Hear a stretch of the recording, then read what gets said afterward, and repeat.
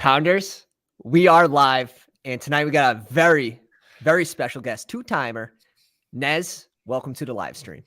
Man, it is a blessing as always. I love your stream. I love your audience, and I love the way you draft. And I love being on here, man. This is so much fun. This is like my favorite show that I get to come on and draft with. So I'm so hyped. This is a privilege. Get me hyped. Now I'm hyped up.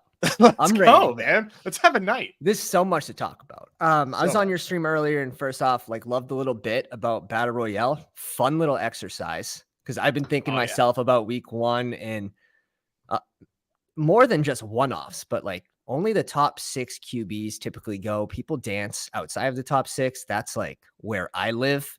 And you guys are in the streets, following ADPs is a nice way to get unique.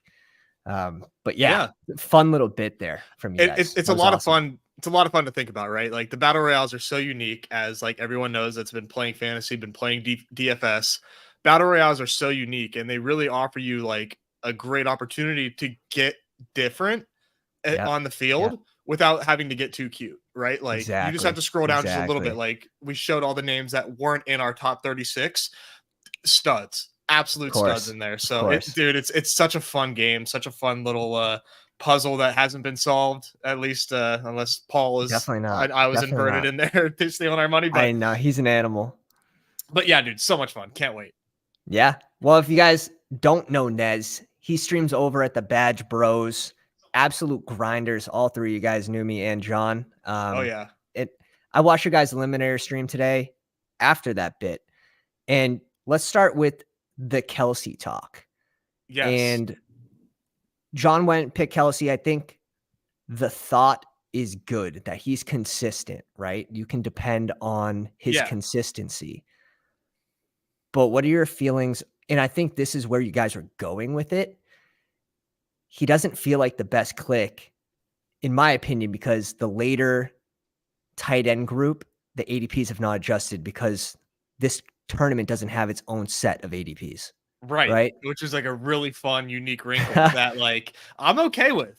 The sharps, it helps the sharps. Exactly. It's exactly really the people that don't just sit down and draft and actually think through the contest structure, the advance rates. You're really grinding and in there in the nitty gritty as far as who's a good pick, who isn't a good pick based on when they are not playing football. That is a really smart way to think about it. Maybe correct, you could say otherwise. I feel like Kelsey is probably a better pick in the 50, which is now closed, than in this contest, personally. Okay. And is that because you think sharper people are jumping into that 50? Well, it's more so because of the finals, right? Being in a 6-person finals, anybody can win that. I truly believe that by going Kelsey 4 and you have to beat out over 100 people, it's hard. You need Kelsey to have his best game of the season, for what he needs to do to separate from the field to give you a first place team and over 150 people, I think is something that isn't really thought about too much. And we just assume that he's Travis Kelsey and he's going to get it done. But when you have to beat 6 people, I think he's a great way to get there because he offers the floor and he also offers you the ceiling that can bail you out of some bad weeks, right? He does have a ceiling. Definitely. But when it comes to beating out over 150 people, I think you might be sacrificing too much at running back or wide receiver to take that chance on him. That's just the way I've been playing BBMs at least. I don't take a lot of Travis Kelsey. I'm with you on that. I think I have 4. I'm on the fence of 4, 5, 3 to 5%, and really only taking him when he falls. And people love him still in that first round. And it's crazy because last year it worked, and he went at the 12 or 13. He separated from the tight end 2 by a wide margin. That has to happen again this year. A year older. All those arguments, everyone knows him. And do they add anyone? Not really. Like Rashee Rice, a bunch of little guys. Tyree. I mean, Sky Moore is a year older. Right. Okay, I guess that's. You could tell me that narrative, but I think everyone's sort of taking that bet that understands that and taking that bet that someone will close the gap as tight end 2. Oh, And yeah. if that happens, they're a massive value and they don't have to surpass. They don't even have probably like if Njoku or Waller gets within 15%, that's probably good enough based on the roster, like the draft capital of where they go versus Kelsey in the first round. Right. And it's the Yeah. raw points at the end of the day that like just truly like, yeah, he's going to separate amongst his peers like a Mhm. little like, but does he separate enough Right. on, and especially when we are playing a game as variant as best ball, that's the question. Right. All right. Let's jump into a little thread I made. I'm curious what your thoughts are. I went through and sort of made my own ADPs based on if this Smart. contest opened separately, and it's more of a guide, right? Right. We only have 20 lineups to deal with. Like you only have 20 max. So I'm actually going to take strong stances with those 20 rather than if it was 150, sure, I would get a mix. I would have a more diversified portfolio. But in this contest, like JJ, he's Mr. Consistent. I don't think you can get away from him at the 1 spot. He does have one of the worst bye weeks, bye week 13 being a 50% advance rate. Like those 13 guys are tough. Definitely. But there's a lot of them. So hopefully that pod that you're in has a lot of bye week 13 guys. Exactly. And I think you're going to see a lot of bye week 13 guys in those pods because they haven't had their bye week yet. They're more likely to advance to that week. It's the nature of the pods, 100%. Exactly. So I have CMC over Chase in the 2 spot. I actually bumped Chase to 5 because in my mind, this is the consistency game. And I think CMC, I'm boosting all running backs up that have a high floor and a high ceiling as well, because we still need that ceiling for the finals. Like you said, 186 team final, I believe, for this contest. Yeah, I think that's the number. So CMC, Eckler has the best bye week. He's bye week 5. It's 80% advance rate. Now, I know one of the arguments, and people use it, and I think it's disgusting, is like the min cash argument. Like, oh no, dude. You know, bye week 9 and over, bro. Like, sorry, can't do the bye week 5. It's a $6 contest that you can win 100K in. Like, I'm gonna take these stances. Yeah, dude, it's so interesting. To me, it's so interesting because the $6 eliminator and the $50 eliminator, similar contest, so different. Yeah, so different. Entirely different. In the $50, you could just load up on bye weeks 13 and throw in your Arizona, throw in your Commanders, and walk away. And I mean, it's not that simple, but essentially walk into a 10x return because it's $500 to make it to week 13. That's not like a small deal.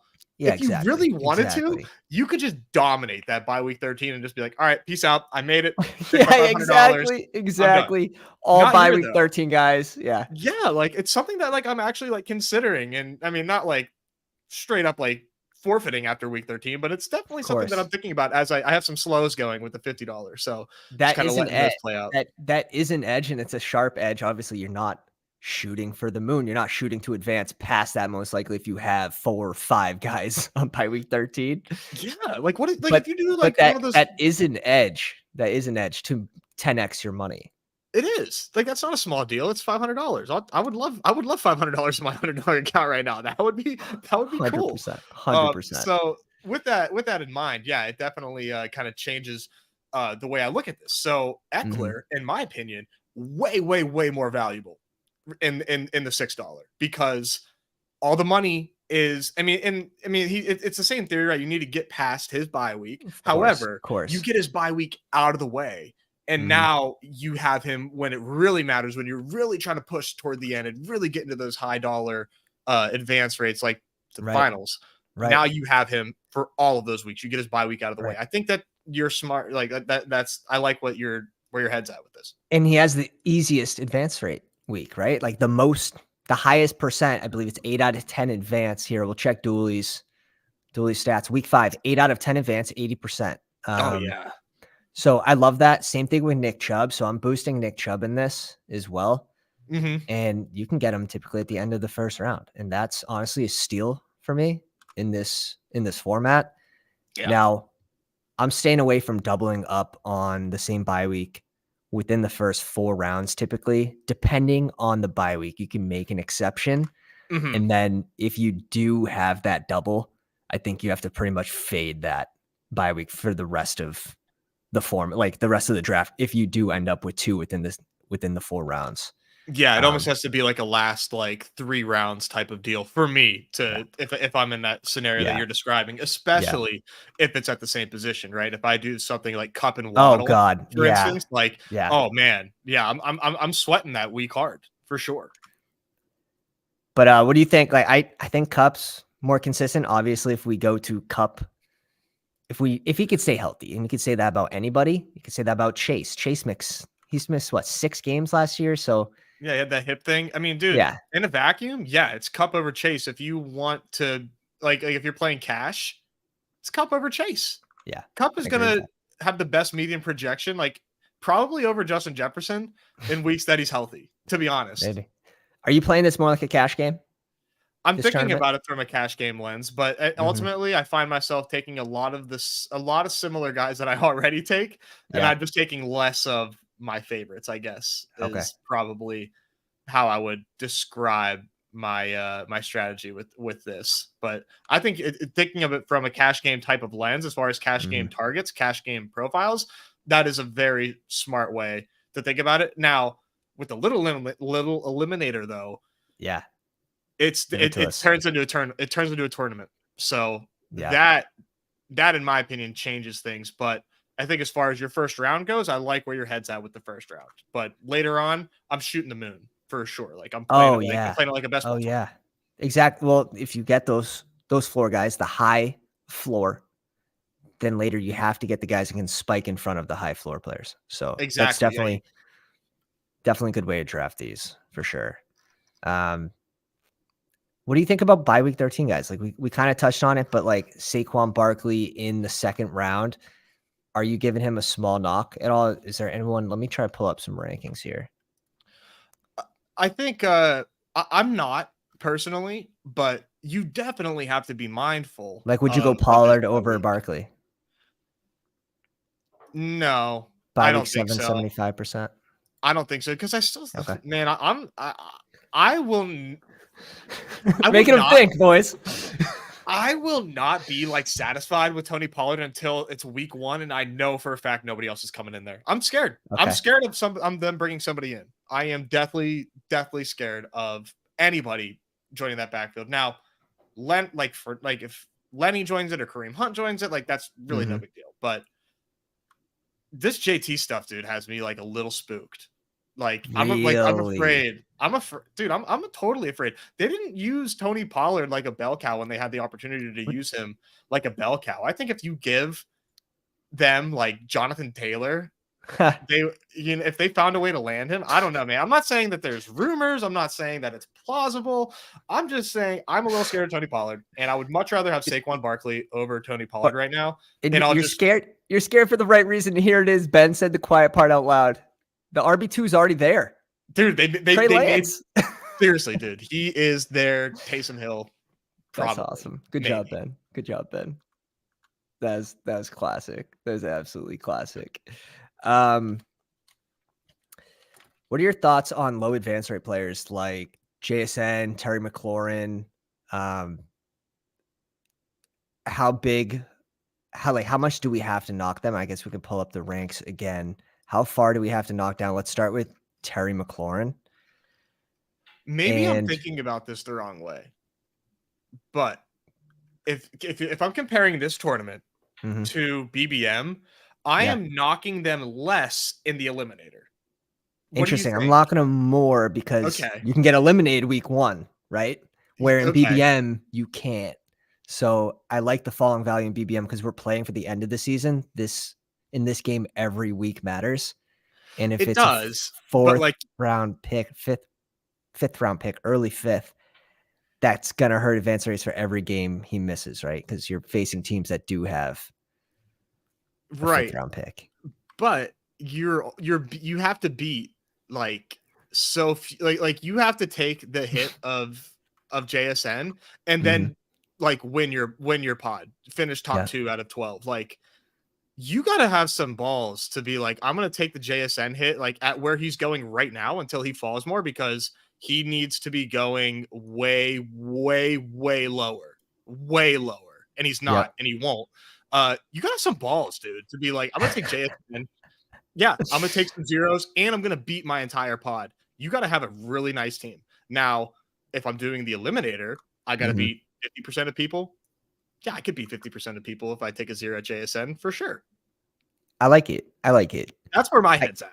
I guess I think it as if the contest opened with ADPs right now and we knew these players were hurt, where would we put them? And I'm not completely fading them, because when they fall 10, 12 picks, I like the chance to advance a low advance rate player. This is something Too Cool Rad brought up in the Discord as well as on the Twitter machine. And it's a really good point. Like, advancing low advance rate players is an advantage if you can get them there to week 17. The turf toe injury kind of freaks me out a little bit. I'm not as worried about JSN coming back, but obviously rookie missing time, that's never a good thing. Right. And we have to give a boost to Metcalf again. He gets his volume right back instantly, and then lock it. So like, if you locked into a ton of Metcalf, and I've sort of been soft fading him, I think I have like 8%. That's good. I mean, yeah, that's like not bad. I would want to be outfield at Metcalf too, because like we're not too far removed from him having like a monster season. So I know. Yeah, he's definitely not a fade. I guess I think I took him more when all the other wide receivers moved up several rounds, and then he just moved up like 3 spots. Yeah. And so I will say too, like, I make this argument about JSN and like having like nuts and having hubris and thinking that you can advance with him. Jameson Williams is like my highest owned player. So I'm speaking out one mouth. Pray for this man. Oh, dude, I have so much JMO. I have a lot of JMO. I'm backing off, but now that his price is lower than ever, like, I have to double down. Like, I would be a coward if like I was taking him in the hundreds and now he's at pick like 138. Like, what am I gonna do? I agree with that. But guess what? I did the same thing with Juwan Johnson. I was buying him at 150, 155, and I bought him all the way down to sometimes he fell to the 18th, like early 18th. I still that was okay though. I'm not gonna fault you. Man, I like Juwan Johnson still. And exactly right. Like what really changed? You know, like nothing with nothing. him. The Moreau. People got freaked out about Moreau. Yeah. So Juwan Johnson's a dog. You're good. Oh, thank you, Ben. That makes me feel better. ER7 says drop a like for the Pounders. Yeah, make sure you go in the description as well. Follow Nez on the Twitter machine. Give the BadgeBros some love on YouTube. Thanks, you know the drill. You know the drill. And if you guys don't already know, we're gonna be doing a giveaway.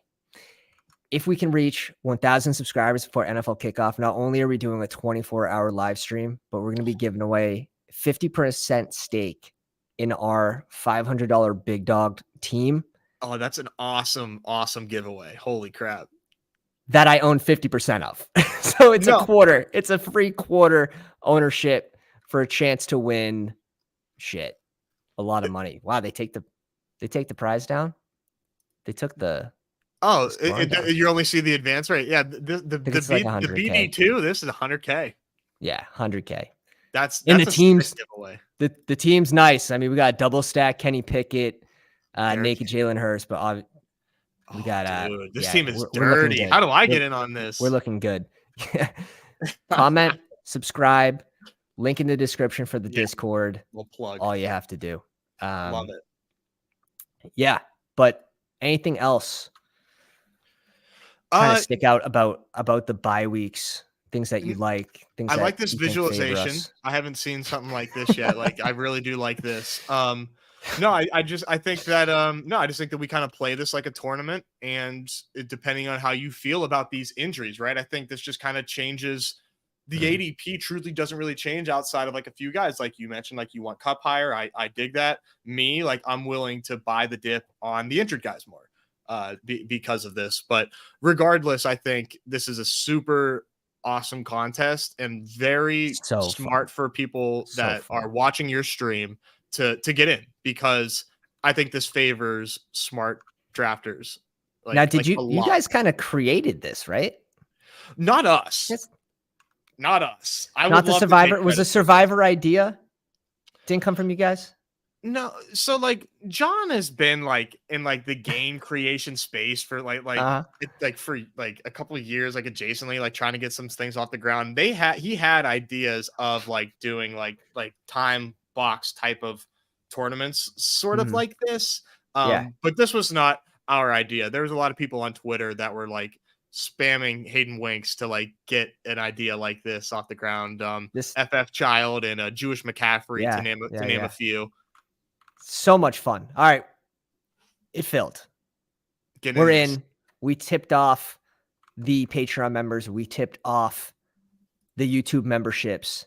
And my God, did the room fill with those guys. We got Too Cool Rad, King of Kings, Jeff here at the 6th spot, and Nate's at 11. And 12s, we got Clem. I believe Clem's a pounder too. Oh wow, you got friends and family here. Let's go. This will be fun. This is gonna be all right. We gotta start it the right way. The Overzet coffee pour. Oh yes, sir. What are you sipping on? It's just something light, easy to drink. You know, I like that. Sam Adams, wicked easy to drink. Oh, that's awesome. Yeah, I would expect nothing else from you. I'm a big Boston Lager guy. When the weather gets colder, Let's go. Boston Lager. Let's go. Puts hair in the chest. It does. I'm drinking. This is a Texas beer, Tups. Let's go. Little IPA ski. You know. Local. Yeah, drinking local. You know, little hipster. Love that. You have to. I had a local brew today at lunch, so I'm there with it. Good for you. King of Kings taking the advice on CMC at 2. That's cool. I've been thinking about CMC at 2. Just like across all formats lately. I'm cool with either one of these. Yeah. Oh dude, that would be awesome. This is the start. This is a win-win scenario. Now with only 20 entries, like I want to get my guys. I want to get as many teams advanced as possible. If this was 150, I would have maybe a little more even exposure, smooth out. But yeah, Eckler all day.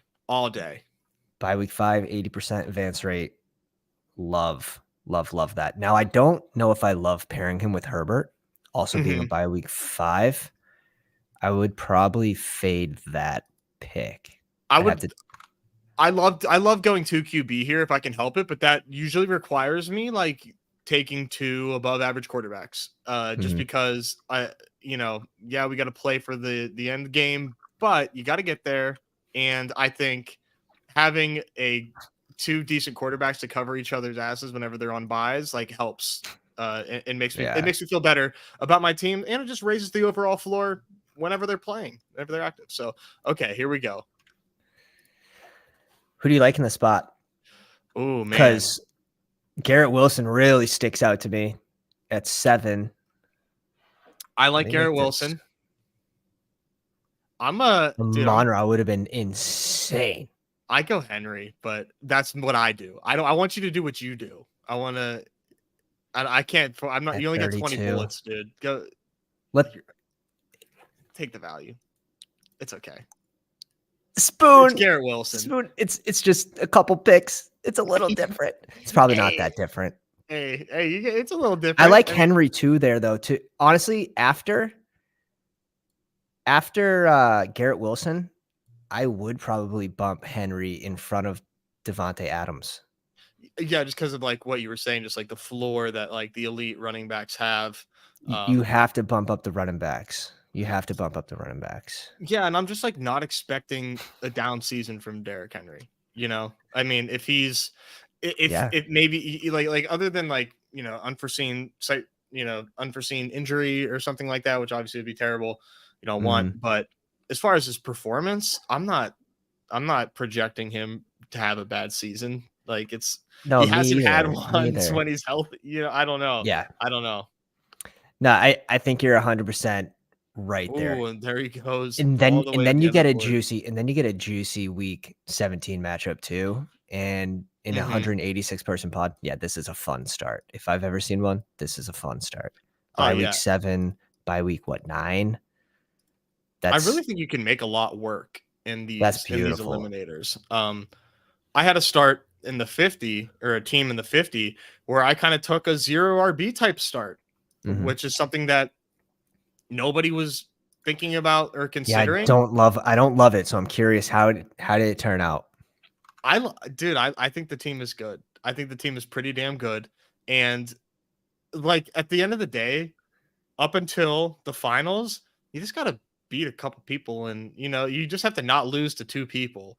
And if as long as you're not like I'm not putting my team full of like Bigsby's and Tajay Spears. Like these are guys that have floors, and they're surrounded with elite wide receivers. Like I feel who's your first running back off the board? It was either AJ Dillon or Aaron Jones. Well, it's a big difference. At least in ADP, it's a big difference. Hold on, let me pull it up. I'd love to see it. I'd love to see it. Okay, here I have it. I have. He it went right at 73. Let me peek where we draft Judy. 73 sounds about right. I'd probably put him before Marquise Brown, Judy. Like that's the latest I think you can put him. Yeah, Judy's got some room to fall. Yeah, I don't know. Sure. I don't know that he flips Sutton, but he's definitely gonna fall past Stevenson here. Love Ramondre. So like, what pairing do you like better? Do you like Derrick Henry and Debo, or do you like Garrett Wilson and Stevenson, or do you like Derrick Henry and Keenan Allen, or Garrett Wilson and Stevenson? I do like Keenan Allen in this format, but having Austin Eckler, very much. Like you mentioned, like having 2 of the same bye weeks in the first 4 picks kind of makes me a little squeamish. But I like what we did here. Like this is a very nice 3-star. I think Ramondre is great for this format. Great 100% right now. Like the price fall. 100%. Oh God, thank God for that Zeke signing, because I wanted more of Ramondre, and I was just waiting for a shoe to fall. And now that it did, it's like this is the time. This is the time. So true. So true. Winnie, Jacobs or Metcalf? Who do you guys like more in this contest? I'm going Metcalf. I'm going because Metcalf. Jacobs still has risk. We talked about this on our first time together. We were calling that he was the biggest concern out of all of those running backs. Like you were talking about his verbiage and the way he was speaking about the issue, and lo and behold, like it's still like we had that speculative report that he's going to return, and I think he returns, but I'm nervous. All right. Do you like Naji in this contest? I think Naji fader. No, I'm at 8% Naji in my best ball tournaments. But I think I would rather. Dude, I think I'm Brees over Naji in this contest, just because of the. How about different bye week? Okay. Now for the bye weeks, now that you pointed that out, I'm cool with Naji here. Let's go. I like these starts, heavy RB, and then just sort of catching up at receiver. These rounds is fine. Go 3 late QBs, pair it up, 3 late tight ends, and sometimes you have to read the room, right? So early QB, super late. And I think this is actually correct. Jalen Hurts and Patrick Mahomes on bye week 10, they're in a different tier than Josh Allen. Josh Allen having bye week 13, I really do think that separates them. Same thing with Lamar 13, Fields bye week 13. I am. You're going to be playing Patrick Mahomes teams and Jalen Hurts teams, and you're going to have Derek Carr as your QB. Dude, I'm honestly surprised that they go this late, but that was my thought, was that elite QB should go later. Now, I will say I was giving credence to elite tight ends, though. I thought, like, at least with Kelsey and Andrews, like, not only do you get that 6 ceiling, but I feel like their floor is being underappreciated for this, because their floor is like the same as everybody else's. But I think for the same reason, the same exact reason why Kelsey could be a great pick. Instead, he's just an okay pick. It's because you can get these QBs late. You can get Tannehill at pick 200. You can get Ritter, Mac Jones, whatever. Like, name your guy. Kenny Pickett, even in this range, is like my go-to. Purdy's my go-to. Staffy, whoever your guy is, like, you can get 3 of these late QBs, and you don't need the ultimate ceiling to advance. You just need that 18 to 22 point game. And if you have 3 QBs, then you're pretty likely All you to got to get worry it. about is their bye weeks and getting once you cross that last bye week, whoever you have, like you're feeling so good. You're feeling so good there. That being said, if Fields falls to his 13 picks after ADP, I think we have to click it and make it work somehow. You have to, and it's gonna work just fine because Justin Fields is a freaking monster, and I don't think people. I mean, not that I guess it matters, but like when BBM Ford's first dropped, Justin Fields was going at like the 3-4. He was going really early, and then he dropped, and it's like all the QBs are going early. All the QBs, like Danny Jones was going at like 88. Yeah, I love Danny Jones right now. He's like, he's so good right now. But dude, I'm a Justin Fields stan. I'm a Bears stan right now. Like that is like my flag plant in my best ball portfolio is Bears City over here. And this is Christian Kirk is like. What's your stance here? It's Christian Kirk. He's the pick. Lawrence has a bye week again too. Yeah, like the week 9 bye is so clutch. His QB is so good, possibly taking another step further in his development. And when you look at the guys around him, like Godwin has a nice volume, but like, dude, Kirk versus Ayuk in this contest, and no offense to Jeff, it's no question it's Kirk to me. No question. Are you on a Naji streak right now? Yeah, 100%. In this contest, I'm getting all my Naji shares in this contest. This is where you get your Naji shares. This is I should have waited for this. I'm not trying to be the best at everything, you know? I'm just trying to come in the top 51% in this contest, and that's what Naji does. He's a 51%er. That's exactly what he does. And you know, I'm huge on Warren. I've got like 22%. We can go Warren in this roster. Like I'm not opposed to handcuffing, and now you lock up all the touchdowns on the ground in this offense. On an off Naji day, you get the Warren day. I think that's completely fine. Warren has a role, no matter Naji healthy or not. Warren has a role. For me, man, as far as just like an overall best ball game theory, let's make this pick before I go on a gross spot. Absolutely gross spot. Is it Mike Evans? Yeah, Dobbins. I love Dobbins, but you already have 3, and that's like buying it's like a bench spot. Oh god, this is like the same bet. They both disappear for multiple games, so I hate that. I almost want to go but Kittle. Like Jordan Addison doesn't feel good either, right? Like What about Kittle? I'm cool with Kittle. Okay, absolutely cool with Kittle. Okay, we got a ceiling play.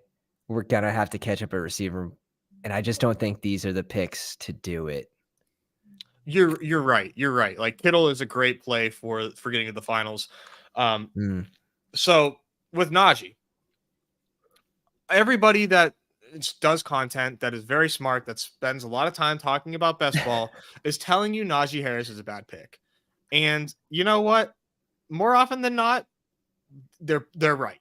He's not a good pick where he goes. Jaylen Warren is real, and there's a lot of things that can go wrong with Naji. However, one thing that I'm thinking about, and it's something that Hayden Winks did, he did an article last year talking about the type of profiles that players draft, and people like us that watch streams like didn't take a lot of Derrick Henry last year, and the people that took Derrick Henry were also taking like 7 running backs because they loaded it up because that's how they draft. He's going like pick 5. Oh, dude, yeah, like it was insane. It was insane, and he paid off until he got hurt. It was ugly. But take these players, and you don't have to go as far as I am. Like, I want to be at the field on Naji Harris because I think that if I build a Naji Harris team, I can do it better than the average Naji Harris drafter. And everybody that watches content, like, I would love to see people in the comments right now tell us their Naji exposure. I guarantee it's below 8%. And you look and you talk to the people that make content, their Naji exposure is way down. Well, that doesn't line up with the range of outcomes that Naji Harris holds. Like, truth be told, it doesn't. And they got so much better in their O-line. So maybe he's not that explosive guy. But if you expect this offense to get down in the red zone more, on the goal line more, you're going to see more Naji Harris touchdowns this season. And if you completely fade Naji, I think that could hurt you for the range that he goes in. Now I'm probably at Fields, like you said. Like I'd be very surprised if I had higher than 8% in my total post And NFL that's draft. fine. But like this contest, it's a Naji contest. This is a Naji contest. Like, and he's got a different bye week for our roster. That's honestly only him in Green Bay, which like I tell you what, man, I am warming up might be the wrong word. I am like screaming my Green Bay exposure. Like I need that up big time. I'm doing everything I can to get my Green Bay Packers up. I don't know if you feel the same. Here? Craig in the chat with the big spoon. Big spoon, he says. You Drew in the chat as well. Bo scoop and knowledge. Shit. Like, doesn't look great in training camp. That's why we're getting the fall. I mean, and it's the fact that like are they like quiet quitting or maybe like quitting out loud? Who's to say? I would if you were to ask me and you haven't, I would say Brandon Cooks or this is maybe where you do the JSN thing. I like the Cooks pick. By week 7, we can make it work. It's just the same pick as the first pick's kind of tough. It is, but we got to get you there first. I know. And Sutton by week 9, like it's not a whole lot better. It matches the tight end and yeah, our these wide are receiver good too. Here. But what you're doing, which I like, is you're freeing yourself up for late round week 13 picks. Mm-hmm. Like you have no week 13 yet. Exactly. And there's a lot of really good picks that are week 13 buys later on. I feel like that should have been potentially should have been a Marquise Brown pick, but you saw the video. I think everyone's seen the video. That's why he fell to 80 of him getting his route ran for him. Yeah. One bad rep. Like he got, I mean, it was an embarrassing rep though. Like honestly, it was awful, but like Marquise Brown has exceeded the odds every year. Yeah. Yeah. I'm scared of this situation though. This is the worst situation he's ever been in, right? He's always had either Lamar Jackson or Kyler Murray throwing him the ball. So obviously I'm scared shitless of the situation, but one bad rep, like Marquise Brown can play football. Colt McCoy, baby. Colt McCoy is going to be a full-time Underdog employee by week 5.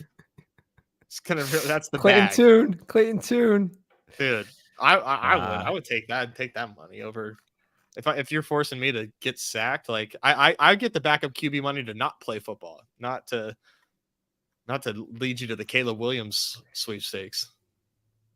I knew this room was gonna be tougher with the Pounders. They really punished us. You're gonna be okay. You're gonna fill out wide receiver in the aggregate, and I'm putting heavy emphasis on that word aggregate because you're gonna need a lot, but it's gonna be okay. You're gonna make it work. So do we catch up by doing 2 tight ends and stopping at 2, giving us extra roster spots, or do we just slap one of these receivers here? No, I think Goddard is a good pick.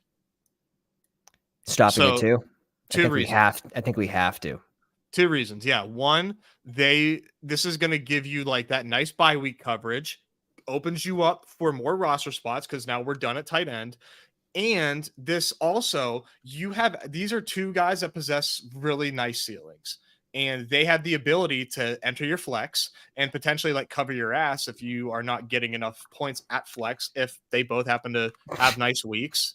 Like it's so funny. It's so funny because this team definitely needs these 2 tight ends to go off several weeks, probably 3 weeks. Both of them go off the same week for this to pass through. They both need to have career years, but I think Dallas Goedert is being maybe not underrated. He goes in a good area, but I think people look at his box score from last year, like just that one line, right, of 2022, and they think, I don't really want this, but he's the number 3 option in a Jalen Hurts led offense. You want Dallas Goedert. We should want Dallas Goedert. He gets probably a little too much hate, right? Like this is the best time. I wish there was more time to draft because I would be buying Goddard at this price, especially because he's fallen so much. And then Waller rises. So what you do is you don't draft the rising Waller. You take the fallen guy, especially in BBM. Like if you were to jump into a BBM right now, do you want Waller who's jumped like 35 picks up? Like he rose 35 picks, or do you want the guy that's dropped 20 picks and then he falls still in drafts? Yeah, and then you have to ask yourself like what changed for those changes to take place. They didn't add anybody. Nothing took place. Yeah. I read, man, I wish I could credit who put it out. It was a Twitter thread or post on Goddard just saying how unlucky he was with his touchdowns last season. Oh, really? And I didn't even know that. he ended up with 3, He right? missed like half the season. He missed a Yeah. lot of games. Yeah.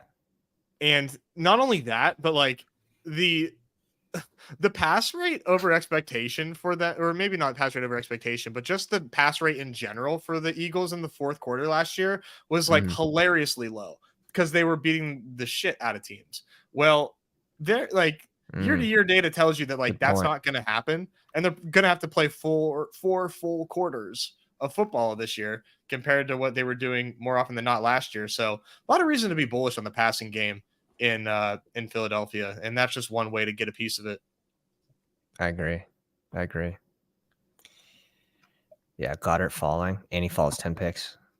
It's fine. We'll make it work. Do you go Jones here? Stable floor till week 13. Jones feels awesome here. We could add a bunch of little men at the end of the draft. A bunch of little giant little men. Oh yeah, a bunch, just all of them from like just every single one. Yeah, just quadruple stack in a cash game format until the final week. Yeah, let's. This bye week 7 thing is killing us for what's available too. It is. Juju or Dobbs is like a must almost at this point. Yeah, and I don't know. There goes Dobbs. Christ. I was gonna say if not, like we'd probably have to double click QB with Prescott, and it would be paired up with Cooks. Oh my God. Oh God. Nate's and Clem causing Max pain on the live stream. Oh my God. Is it, dude? Dear God, no. You need Zay Jones on this team like you need air to breathe. I know, but it's so bad. It's such a bad pick. It's another bye week 9. The 7 and 9s. Double stacking the chat. Just do it. Just get it over with. You can't even think about it because honestly, we can't go 7. We need someone to cover our first round pick. That's more important. We have a second elite tight end. That's fine for the bye week 9. I'm not super concerned about that. No, that's good. We couldn't go 7 though. Like that. No, there's no you just straight up could not. We're getting boxed. Boys, the rake is on me tonight with this one. Nez had nothing to do with this. This is from probably the Garrett Wilson pick. It has now snowballed. Cheers to you guys. Go on and eat this. What percent? $6. What did it take? 11%. Yeah, like it's at 60 cents. You're welcome, folks. It's too much. It's too. Yeah, let this be a lesson. I have to do another one after this. If we get to 35 likes, oh come on, people! I'll jump into a second draft after this one. I'm gonna have to redeem myself. We have 54 people in a live stream. We're also doing a 24-hour live stream if we can hit 1,000 subscribers. In case you guys, I just hit the like button. Damn, doing my part. You saved it, sicko. Doing my part. There goes Kincaid. So this team, by the way, actually started with Aaron Jones. By the way, to bring it all the way back to that. All right, let me pull it up. I think I got it right here. So this is your 0 RB squad. Can I zoom in? Yeah, you got it. You got it. Show us the way. 3663. This is the $50. So it's a little soft up until there. So there we go. No bye week overlap. We love that. Nice little group of mid here. So here's what I did at running back. Aaron Jones, Gibson, Warren, Mitchell, Wilson, Kyron. Okay. I feel like there's enough floor here for me to like beat the bottom 2 players in my pod. And this what about go back to week 6. Go back to week 6. So you're gonna have Antonio Gibson, Mitchell, Wilson, and Kyron. I just need 2 of these guys. You need 2. Because I'm gonna flex. I'm not flexing them. No way. It's possible. It's possible. God, I hope not. It's possible. By week 6, you're fine. Like your receivers are so strong. Definitely stop it in 6 there, 100%. Right. And then we got Fant Smite. So week 6 is a problem. Week 6 is a big problem. But I don't know, man. I think I like that. I like that construction though. I like that construction. Yeah. I think one more running back. I guess you got Warren, and he is going to be in that range pretty soon. like in that Very like soon. right after Charbonnet type range, like 107, 108. He's at what, 120 now, Lauren? Yeah, and he's only getting higher. Where'd he go here? He went at 114. So again, he is rising still. Yes. Yeah, he's like he kind of hit a plateau a little bit. So week 6, I need to beat 3 players in a 14-team pod. Can we do it? Can we do it? I will make sure that I let you know. This team needs Myers, like your team needs players to play for bye week 6. Jacoby Myers is a gift right here. We need Myers so bad for the squad. Gift. He just like you're back up, baby. Like are we there? Are we there? Oh. Did we just secure 7 points a week? Dude, let's go. Drop a like on the live stream. Are you're a Pats fan, right? Yeah. So like, are you sad? Are you a Jacoby Myers? You Jacoby Myers believer? I'm Jacoby over Juju. Yeah. So that was I don't know who got more money there. I can't quite remember, but Juju, I believe. Oh, I don't get what is up with teams' infatuations with Juju Smith-Schuster. What is going on there? Oh, Van Jeffy goes. God damn! Stop scrolling down, guys. Take the guys available. Week 7. You want week 7. Forget everything that we said. Yeah. Best week. Fuck. When does naked Goff just be we can't sacrifice any more points. I think no, because there's not a lot of week 13 QBs that go late. So you can do that like later. You can solve QB down the road. What about KJ? Yeah, I will say, dude, like it's KJ just based on like the offense. But if you're telling me like what player do I want, KJ or Darnell Mooney? Like I want Darnell Mooney every day and twice on Sunday. But how about MVS with bye week 10 too? Yeah, like we're gonna like it's Osborne's like definitely more like live to see more targets than Mooney. I'm just like, again, man, it's the Bears stuff. Like, don't listen to me if I ever shill you a bear because I'm just blinded by the potential upside that I feel like is there and probably not weighing out all range of outcomes correctly. But I like Mooney. Like I'm a Mooney guy, but I've been sort of fading him. I think that's more of a portfolio take. The KJ Osborne, just trying to get a little more than I have right now. Like if you're drafting Osborne or Mooney without their quarterbacks, you would much rather have Osborne because Mooney feels bad to take without Fields. But I'm trying to get myself to do it more because I don't know, like at some point I still love Darnell Mooney, but I don't take him a lot without Justin Fields, and I want to do that because I think Darnell Mooney's good. All right, I'm gonna give you a little. We're gonna give you a little test question. It's not like a right or wrong answer. I want you to guess. I don't know if you've looked into like week 1 stat lines.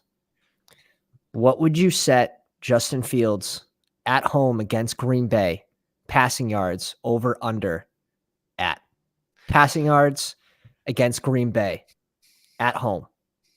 I would say 210, and I know it's like in like the 160s. 169.5. Hammering that. Dude, I have so much of that. So much. That is disrespectful. Right, next one. DJ Moore receiving yards in that same game. Knowing that, knowing the pass volume, 49. It's in the 40s. I think it's like 46 or something. 44, 42. Oh, they're going to eat that. They're going to eat that. I think so too. Like once people just like see this offense, dude, I don't think people think Justin Fields is a terrible passer. He just didn't have anybody to throw to.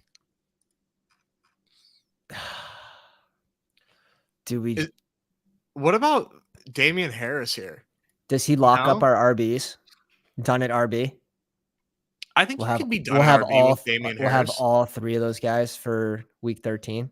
This is like a nice combination of like him being at his lowest value in all draft season while also like what changed in Buffalo.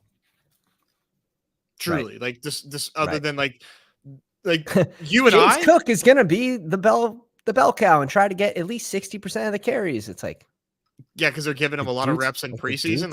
The dude's small though. Very, So we'll see. very. We'll see. Yeah, like what changed is like people like I think maybe we all kind of thought this would be like, oh, like you never know what shakes out in camp, but Mhm. I think you and I never and still don't think that James Cook is a bell cow, right? To me, this is It's a gonna be great time tough. to get in on It's camp. honestly all signs are pushing towards like, all right, Buffalo's gonna use the running backs the exact same way they did last year and the year before that when they came in 28th for fantasy points at the running back position last year. So I expect to see more of the same there. Yeah, We need and we need Purdy here, right? Paired with Kittle. that feels good. That We're feels good. we're just so by week 9 we'll have Garrett Wilson, Cooks, Jacoby Myers, Osborne, Goddard. Thank God we have all the RBs. Yeah, like you can be done at running back, and you could Mhm. do like a 3-4-9-2 if you wanted to. Yeah, we're done. We're done at RB. We have to lean Mhm. into this group. Yeah, there's no way there's an RB pick that we like unless like Kendra Miller falls to the 18th or something. If Purdy went, would have felt real bad. Really would have put this team in the dumpster. Yeah, no, I think this is Purdy. I kind of like Purdy a little bit. Like not even just as like oh man, I got to take Purdy here. Kind of Mhm. like him. Kind of like him. I haven't been boxed this bad yet, so let me try to find another team. Let's pull up an eliminator. And Yeah, let me see.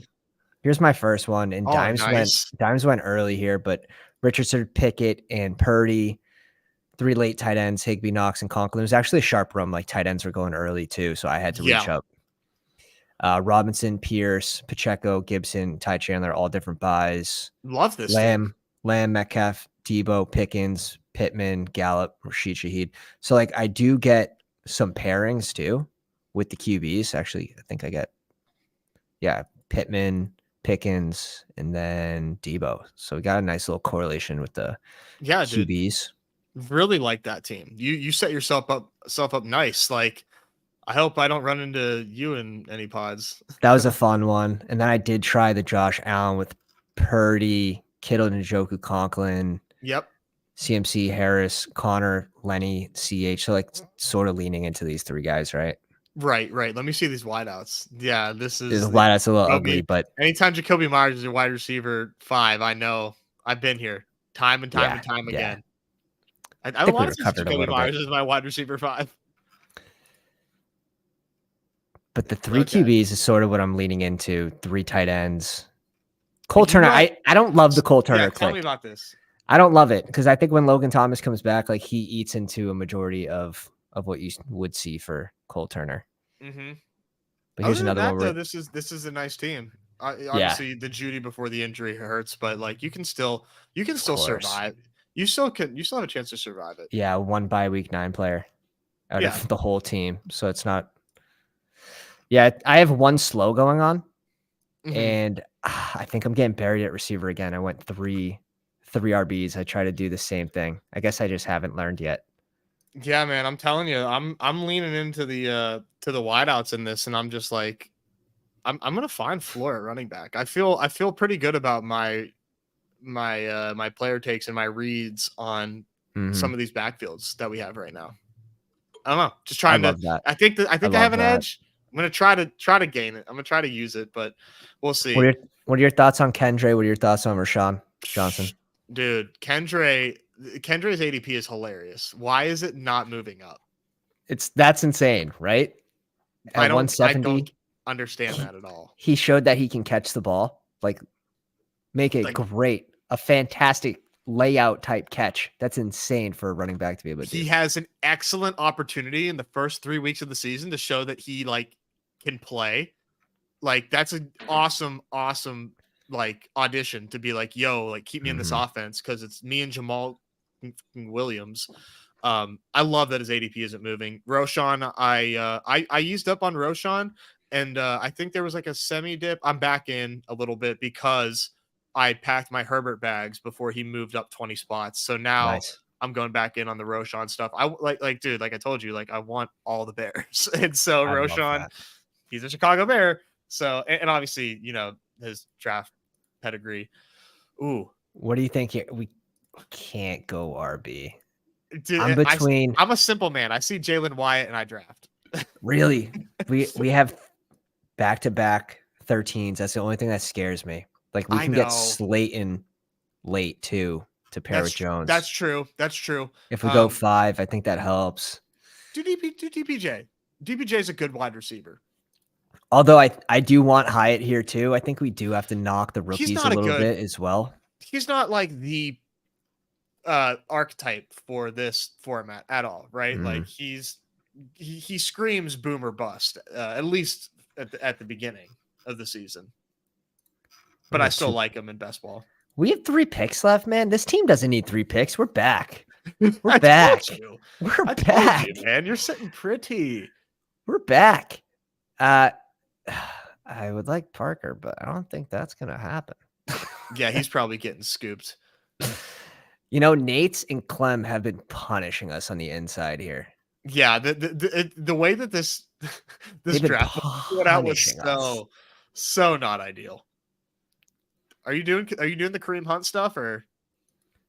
Dude, there's only good landing spots left for these free agent running backs. Now, I'm getting like FOMO basically for Kareem Hunt. Wasn't drafting him, didn't really draft Zeke.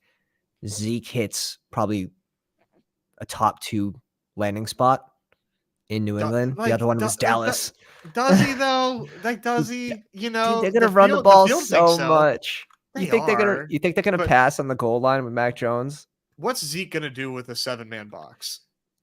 He's gonna push it in for a yard and a half because that's what he does. Shit. Like his ADP now is so like untouchable to me. So untouchable. He'll end the game with 9 carries for 29 yards and a touchdown or 2. Probably some garbage ass touchdown. Yep. Yeah. Crack somebody's starting lineup. They'll beat you by 2 points. Let's go. We get Parker here, which it's our first. Well, I mean, besides Ramondre, yeah, that's huge. That's huge for this team. Good floor on Devontae Parker. Possession receiver. So. I think so. He's going to be out there in 2 wide receiver sets. Like they just paid the man. So for whatever reason they did, but I know. That's all we have to go off of. I know the pain of a Pats fan. I guess I deserve it though. We all deserve it. We've had our time. Can't feel bad. This is karma. I don't expect it. This is karma. Archetype doesn't matter in week 17. 100% true. 100% true. Got to get there. I just think this wasn't the right team to bring in Jalen Hyatt with this pick week 13 by. Not when you have Campbell and Slayton there, which I don't. I'm like I've been like Slayton over Campbell all season. Yeah, starting to bring Campbell into the rotation a little bit. Dipping the toes in. Yeah, he's on the field with the ones. So I'm like, all right, 90 targets last year in a shitty offense. Okay. Yeah. Okay. I see you.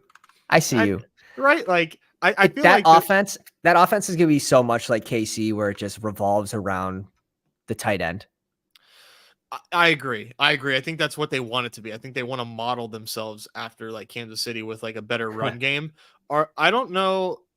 I feel like I should be kind of docking the Giants a little bit just because they, by the numbers, ran pretty pure last year. But I can't dock. I just like, I like Danny Jones too much. I like Dable too much. I don't know, but the numbers tell you to dock them. The numbers will tell you, hey, like this team ran super hot, but I can't care. Oh, dude, right? Losing your pod in week 1. Yeah, it's probably gonna happen. You draft 20 teams. Yeah, it's probably gonna happen. Yeah, you're gonna lose one just by the once again by the numbers. You're probably gonna lose one, at least one, maybe 2.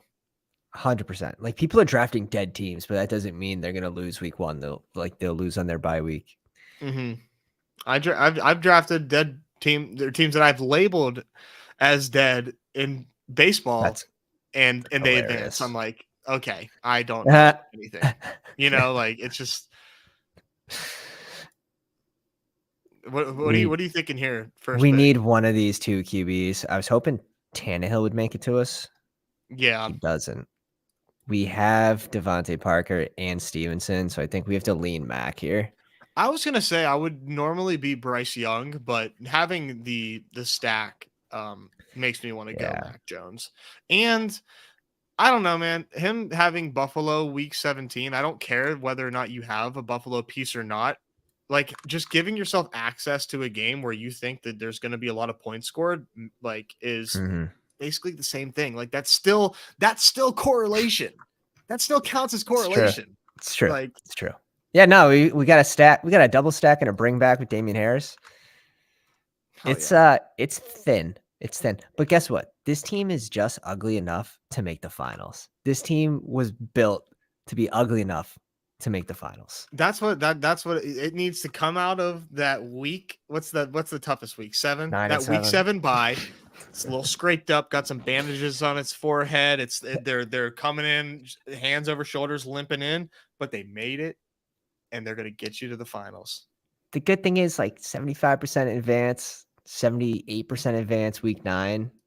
If you're gonna be weak, those aren't too bad weeks to be weak. So no, you recovered really well. I in my opinion, you recovered very well. And let's see what we get out of these two. Silver or gold here. This is fantastic. Lean in. This is gonna be the first 3-4-9-2 build. Are you taking any Deuce Vaughn? I have big board shares in the 20th round, but I think I may have clicked him once in BBM just to get one share. Yeah. All right. For me, this is it's Darius Slayton, but I agree. You recovered well. Yeah, it's fine. We got there. We definitely got there. So week 7, we'll have Christian Kirk, Zay Jones, Myers, KJ Osborne, DPJ, Devontae Parker. And like, this is the way you draft. You don't draft complete floor guys at the end. You want to get guys that can spike in. You need to draft people that have a little bit of upside at least. And exactly. I think that just gives every roster the best chance to advance. Now, we had to lean into this group. Like, we didn't have a choice. Mm-hmm. Like, Deuce Vaughn doesn't help this team more than Slayton, in my opinion. No, this is like, if those backs stay healthy, they're doing a lot of heavy lifting for this team. And that's what we want. That was the idea. God damn. I think I paid the rake on this one. No, dude. No, you didn't. Come on. Look at these. It's still live. It's live. Show me this wide receiver room again, because the tight ends are nutted. The running backs are nutted. This is all we have to overcome. That's it. Okay. Like, yeah, it's fine. On week 7, it's Kirk. You might want to just see who Jacksonville's playing on week 9. And then Myers, Osborne, DPJ. DPJ, call him underrated. Let's peek. Come on, it doesn't pop up. What is this? You got a week by week breakdown. Okay. They're gonna make us sweat, though. Yeah, week 10, right? Or week 10, week 7, or 7. Sorry, New Orleans, not the best. probably not what we were hoping for. Maybe is it in the dome? Maybe I don't even know if that's even better. Home or away, it doesn't matter. It doesn't. I hopped in another one. If you have to go, more than welcome to take off if you need to. No, man. I need to fully redeem myself after that one. And I'm gonna grab another brewski. Go ahead. Brewski beer. I'll probably take a piss break and grab a brew too. Yeah, rookie mistake. Didn't piss. Let me review those squads real quick. All right, be right back. From that last draft. You're good. D-Dum, where are you guys? Way too many drafts. Never enough. Here we go. Too cool rat in the one spot. Herbert, Cousins, and Tal. Super strong. Komet, Auden, and McBride, obviously a little on the weaker side. Probably the weakest tight end group in the pot. I wouldn't be surprised.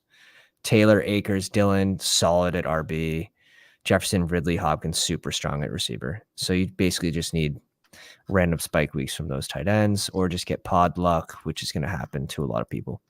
Carr, Pick, and Tannehill, love this trio. Wanted Tannehill for a third QB, but Kincaid, Jake Ferguson, and Conklin, I like this group.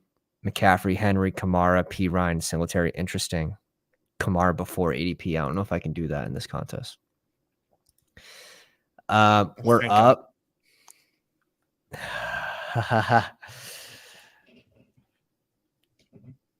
Chubb over Bijan? Strong stances win dances. Click them. Strong takes win high stakes. $6 stakes. Cheers. Cheers, brother. I gotta get another one too. I'm just reviewing these teams real quick. They crushed us. Are we not getting out of the pod? We're losing week 1. Metcalf, London, Johnson. This is a good team. Too by King. He crushed it. How was that pour, by the way? Was that a nice little ASMR? I heard it.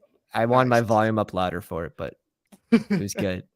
Allen and Tua, that's a good pairing. Really good pairing. Njoku, Knox, and Durham. Fine with that. Bijan, Brees Hall, A-Chain, Kenneth Gainwell, and Tajay. Maybe a little thin. My Brees Hall slow start. Bijan. Bijan sharing with carries. Rookies. Oh, there's shoulder injury. 1. That's the week 1 eliminator right there. You think he's out week 1? Damn. Oh, week and Treylon Burks hurt. See ya. You might see it. Thank you for saving our ass. All right. I think we're good till like week 7, man. Week 7 is going to be a big sweat. But, if you analyze it close enough, I bet there's... name this one too. Well, it all depends on your week 7 pod, 100%. Once you get to week 7, maybe your pod's also going to have a lot of week 7 buys. Maybe you got somebody that's really into the Aaron Rodgers, Ryan Tannehill shit. Oh, we doing the double RB? Is it time? If not now, then when? No, this is not now. This is then the when. You will never in your best ball mania life start a team Chubb and Derrick Henry. No. Never. No. This is the time. So I figured it out. Dooley says that it's the 2% club that will advance 20 out of 20 into week 2. Cool. I love that. 2%? I'm surprised that's not like 0.2. Yeah, I would think it would be lower. Oh, count me in. So you're saying there's a chance? So you're saying there's a chance. Nate's with Lamar Jackson, Dak, and Ritter. That's a group I mess with. Laporta, Okonkwo, and Mayer. It'll depend how fast they get him like a receiving role, right? Chubb, Madison, White, solid at RB, strong at receiver, and you can probably miss a couple weeks with JSN too. Yeah, I think he did enough to absorb that hit. They punished us. They absolutely punished us last draft. These two, Rich, Staffy, and Murray, Waller, Hick. Like this is so strong. RBs are solid, and receivers are solid. Dooley, sorry, my bad. I would never ever question your mathematics. I actually thought that you meant like 20 out of 20 into like the finals, which I was like, holy shit. That makes 20 out of 20 into week 2. Into week 2. Yeah. That checks out. That math. Come on, man. Dude, I'm on my second brewski. And he went to dinner, wined and dined. Oh, dude, I had some margs at dinner. Nice. Little Tex-Mex spot down here. Fire. Yeah, I can't read. I can do math. I just can't read. Not important. Reading, not important. Can we get Ridley one time? And who's in this room? Did we sneak in here? We snuck in here without anybody. G-Dubs was in our last one. Y'all missed it. Y'all missed the boat. Damn it. Was that an auto pick? Because that hurts. I think he let it count down, yeah. And just completely let the queue do it for him. I don't know if I love Debo as the first receiver, but by week 5 Tell me a and 5 feeling than like picking between Amari, Debo, or Keenan as your wide receiver 1. Very few worse feelings. I'd be fine with it if we didn't have Chubb at by week 5 to go like Keenan Allen. Right. Yeah. I think Debo's the pick. I don't think you can go like we could. You could, but like, do we make that same mistake and go Stevenson? Do we want to do it again? Like, your audience, like, dude, we just saw this episode. Like, you hate your team. I know. It's gonna work though. in one of these pods. And I think that's it's gonna work in if a you lot of can pods. get receivers to fall back to you, if you can get any receiver value on a team where you start 3 RBs, let's see. He just did it. Let's see what He paid up JP. for JT though, which like I'm good on that. Like because I have like a lot, oddly, a lot of third round Jonathan Taylor. But how bad can it be, right? Like you're either very right or you're very wrong. Yeah, it's I don't know.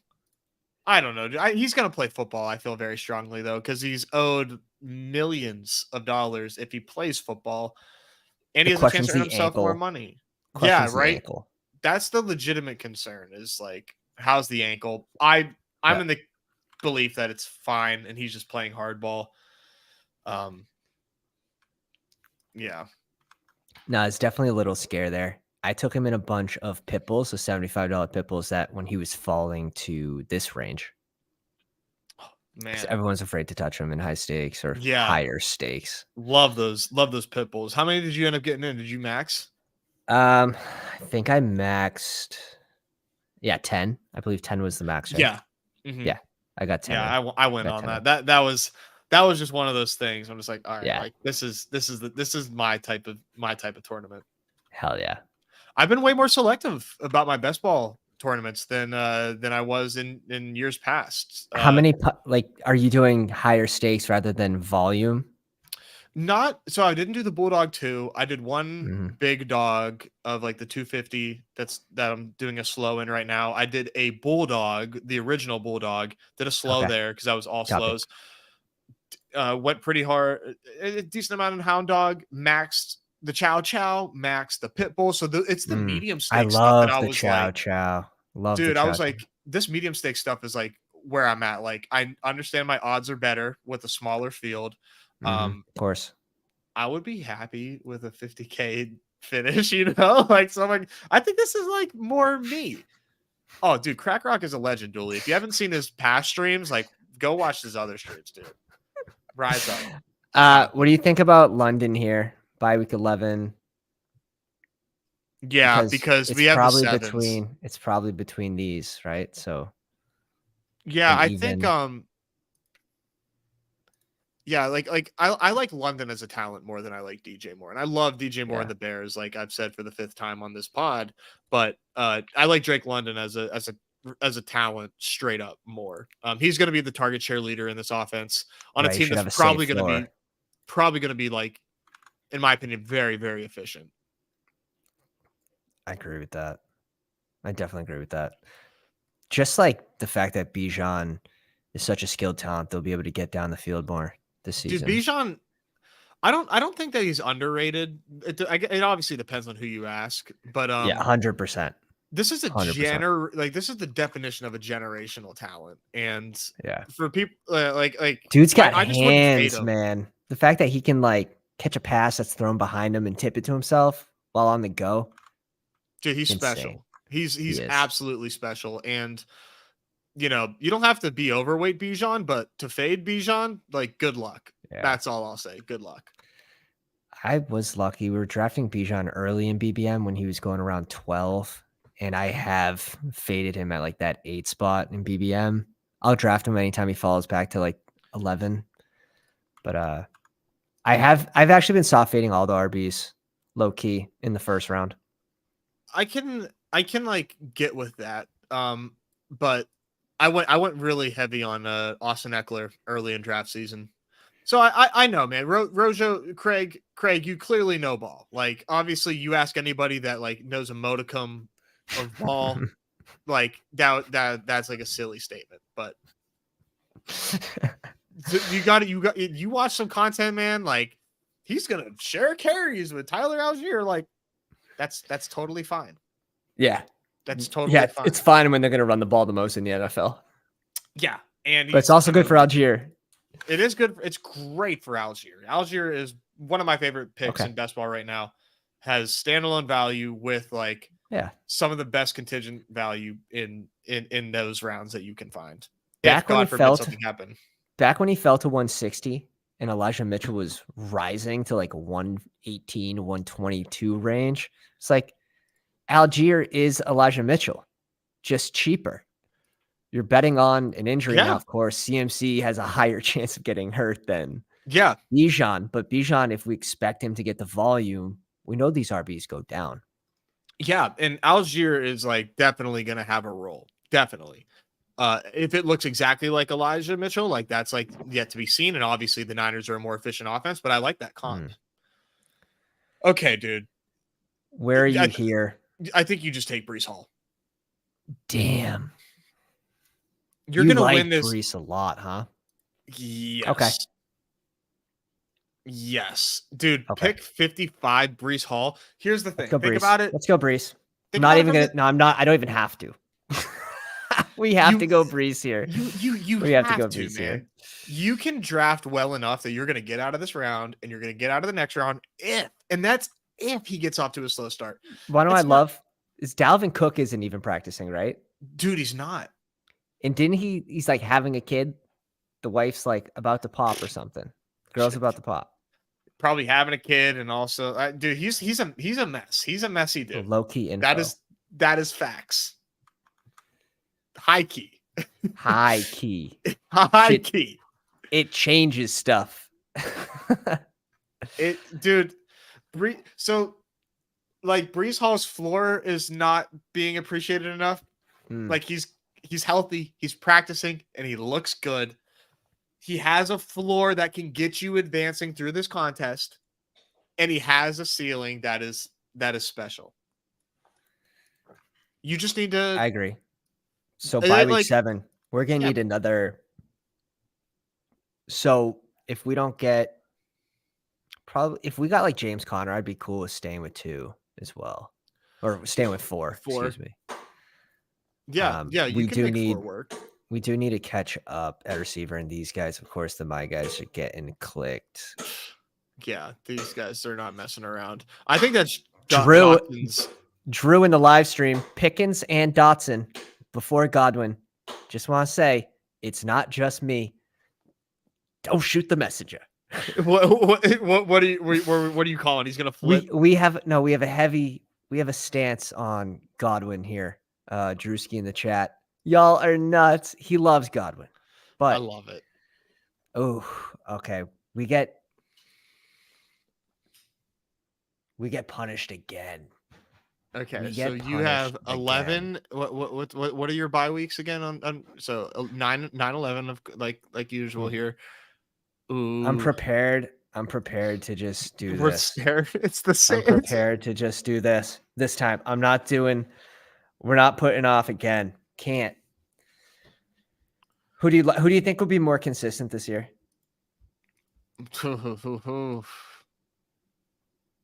I mean, I think it's right. It's gonna be pretty equal. They will probably both bust the same amount of times. They'll probably both have the same amount of spike weeks, which will be like 4. And do you think it's possible that Baker Mayfield has a better line than Brady had last year and does okay? Do you think it's possible that he doesn't suck?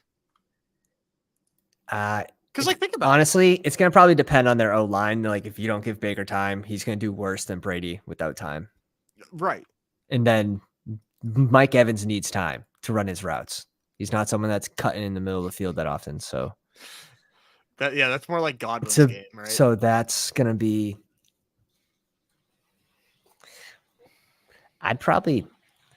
It's weird. That's a tough one though. Like consistent when you're looking for floor and comparing Mike Evans to Gabe Davis. They're so similar, right? Where they just disappear for weeks at a time. Now, does anyone believe do you believe the Gabe Davis ankle injury lingering all season long after week 1 last year? No, I think Gabe Davis is just Gabe Davis. Is he just the king of preseason? Like, because this will be the last year that drafters will be fooled. If he busts again and only has like 2-3 spike weeks, and it's not on week 17? Because that's what Mike Evans did last year, right? He had his biggest spike week on week 17. Imagine if he didn't have that game, or even if it came on week 14 and then he busted through the playoffs. He salvaged himself. I don't know. But he still had he can't go much lower either, though. Yeah. I would be so weird for a guy who's been just so consistent his whole career to have such like a steep drop off like that, you know? And no matter who the QB is. No matter who it is. I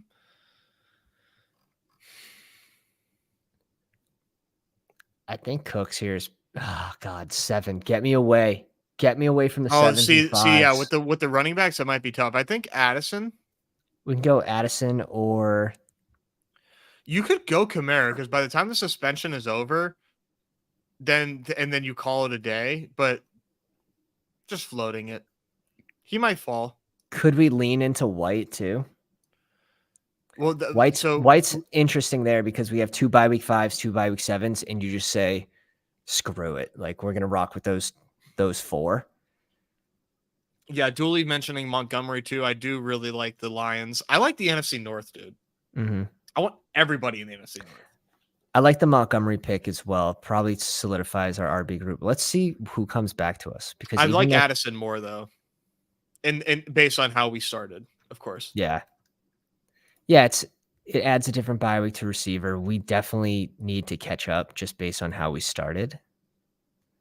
Yeah, we need to catch up just because we have not one guy that I would call like a floor guy. No, you know, which is tough. London's probably a pretty good floor guy. I think this year, I think this year he will prove to be a floor guy. Yeah. You're not wrong. He's going to lead that team in targets. And then our RBs are obviously elite. So like all 3 of these guys can spike into the lineup. Like, yeah, 2 RBs and 1 in the flex. You have 3 potential of like the top 5 running backs this year. Right. So that's never a bad thing. You can't discount that. And we do open ourselves up for like so many late QBs with Purdy, Ritter. Mm-hmm. I can't get myself to draft a Tampa Bay QB. I'd really have to be boxed. I will never, unless like, dude, never in my life will I take Baker Mayfield. Just won't. Will not do it. I'll take Mike White over Baker Mayfield. How about Trask? Do you have a strong opinion between one or the other, or it's just my strong opinion is 0% both. That is my strong opinion. I don't want any of them. I don't know how. Like, do you take Baker regularly? No, I'd have to be no. In this, I think you can make a case. It's almost like Superflex in a way, where there's that many QBs going off the board. Right. I think in this you could make a case for Baker if you're completely boxed out. Maybe you have the correlation. I mean, we do. We'll just sort of see, but definitely last pick. I would much rather Ritter. I'd rather probably naked Ryan Tannehill. Yeah. But I would go correlated Baker over uncorrelated Jimmy. If like that was Oh my God. Yeah, that's the better pick, but wow, I don't even want to even think about it. You don't even want that we get White to fall back to us. Or we could go Pacheco, different bye week. We could bring in Sutton, which I'm just not convinced Sutton's a good pick this year still, even with the injury.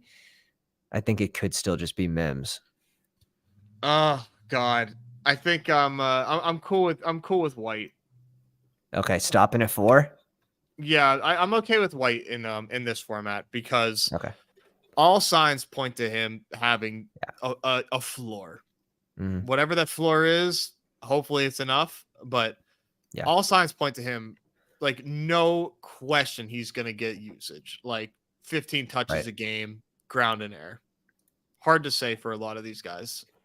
True. We're making that Tampa Bay bet. Oh God, we're done. We're done with Tampa Bay players. Oh my God, we do have more than one. Is this we have more than one. It can't be good. Although what are you about to ask? We had 2 Patriots in the last draft. Also, probably not great. But were you about to ask if this is a Baker team? If you've ever seen a Baker team before, like, You would Oh probably my have the god. pass catcher running back and a pass catcher. Oh my god, dude. Oh my god. I've been like trying. I don't consider myself like, maybe I'm more reasonable than I give myself credit for. I've really tried to make myself see the silver lining in Baker Mayfield, and I just simply can't do it. I'm just I, like, I this isn't guess Geno Smith. Like, I actually I know. saw stuff that I liked in Geno Smith the year before he became the starter. Let's Have yet to see anything I like in Baker Mayfield let's ever. try to date ourselves here. Let's go Let's. back to his rookie season, his second season when Jarvis Landry had relatively good seasons under Baker, I want to say. Yeah. Someone fact check me. Someone fact No, check me on that. I think you're right. Is Godwin a better receiver Than Pete Jarvis than Landry. Jarvis Landry? I love Jarvis Landry. I loved Jarvis Landry. I But loved him. you also have a field spreader too with Mike Evans. That helps Godwin. Like that offensive line, like, correct me if I'm wrong, chat, but like that offensive line was trashed last year, like, due to injury. Terrible. Dude, and a lot of it, I believe, was injury. So yeah, I don't know. What if the line improves, and like what if it improves way more than we expect? Baker with an elite line with these weapons, I don't know, man. Crazier shit has happened. I mean Bateman, but I think there's a tier break off after Bateman. I've thought that, like, since we've started drafting, that Bateman is a huge tier break. Yeah, he's sort of always stuck around that range too, like right where the cliff is. He's always been on the cliff, it seems like. Yeah, and I get the injury. Like, if you were to take Zay Flowers over Bateman, and you were saying it's because of injury, and I mean, you got to respect the market as well. But in a vacuum, I don't know, man. Give me Bateman. I think Bateman is the upside's still there for undervalued, him, especially in a Todd Monken offense. Like, what absolutely. the thing though is, like, someone's gonna bust, and the more I think of it, it could be anyone. It could, like, it could be the Ravens. I don't think they someone has to for the Ravens. I think they could. Well, they certainly could, but it's not like I think so. No, I actually think someone has to. With Andrews there, with Odell, with Bateman and Flowers, and those three guys go within like 25 picks of one another too. And then Mark Andrews goes very early. You would have to have very middle seasons for all three receivers and a good season for Mark Andrews for that to sort of play out. I guess I'm just not convinced that Lamar is going to be just like a strictly pocket passer. Right. Like, me saying that means that I think Lamar Jackson's about to have like one of the best seasons we've seen in fantasy football. Like, probably I'm just like at least 40, like 42, like 4,000 yards passing. These are injuries years. Yeah. Like, dude, Romeo Dobbs going around Rashad Bateman. You know what I mean? Yeah, like, I can't. Like, how good does he have to really be to not pay off this ADP? Juju Smith-Schuster's here. Nico Collins here. If you want to go wide receiver, I would probably those week 7 buys. I still think Boyd. It's because fine. there's not a lot of it's not at receiver. I think receiver. Boyd here. Holy shit, dude. Dooley said Landry had 83, 1,106 with Baker Mayfield. I'm in. Oh, shit. Oh, shit. We're done. We're done. We're packing it up. Oh. All right. I had a feeling it was around 1,000. I didn't know he was going to have 6 titties, though. I'm surprised by the titties. You know, sometimes the titties will get you. Like, it came out of nowhere. Oh, man. Sick. Like Landry was that guy, man. I'm telling you. Landry, that's Landry. That was before. That was a long time ago. That's not a Landry stat. That's a Baker stat. Oh, that's funny. I agree with this. Tony over Bateman in this format is definitely definitely silly. Like, what are you Dude, hoping for Tony to be? there is no format where Kadarius Toney should be going where he goes. I would, if I Weekly get proven winners. wrong. You could kind of, but he falls though still. Like, this isn't his real ADP in sharper rooms. Like in sharper rooms, he falls like 15, 20 picks, like extremely often, right? He So does. it's more like the ADP drafters and the bots or the auto drafters that kind of keep his ADP the same. At least that's the way it feels. Yeah. Dude, even in weekly winners, I'm like, are we sure? Are we sure? Are we sure? Are you sure? Dude, I just think that he's just such fool's gold. I would Oh, actually like QB1. I think Goff here makes a ton of QB1. sense. What a floor guy. Such a floor guy. Big floor guy. He And won me my goal line stand once, so I'm forever attributed to. I love Jared Goff. he actually had a pretty good ceiling last year too, if I could find Dude. some of the stats. So this will surprise you. Goff had 6 top 12 finishes out of 17 starts. 4 were in the top 3 scoring. Dude, like That's spike potential. Goff That's was spike balling. potential. Goff was balling. Like, this is a really good situation for him, which is why. Oh God, sorry. He gets a pass catching running back, and he gets a pass catching tight end.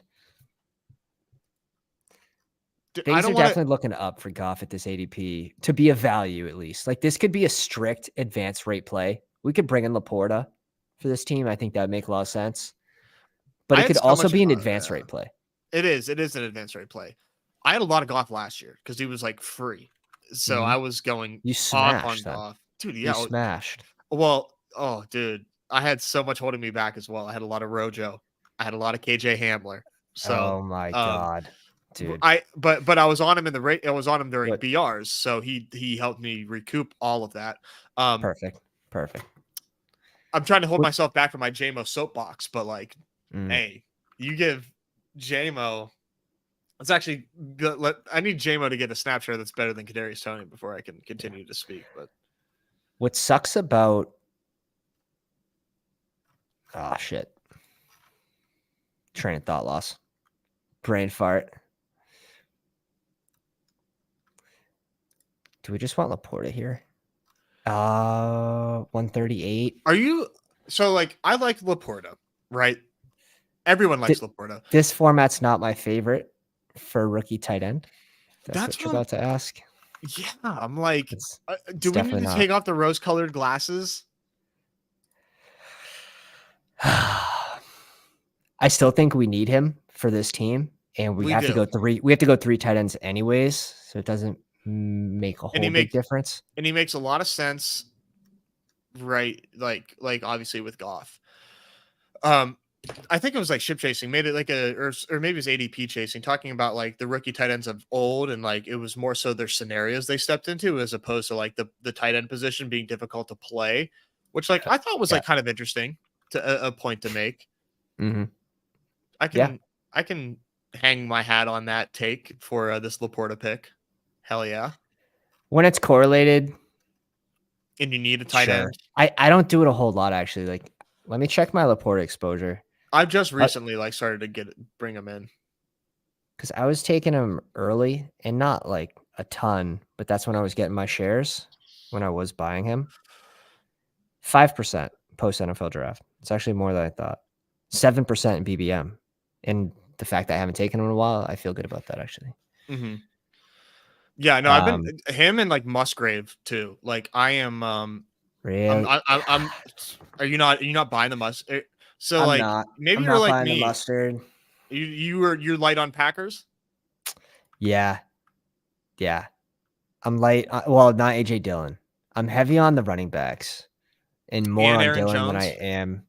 I think I have 8% Aaron Jones. Yeah, that's more than me. Like, and I want more. I don't know.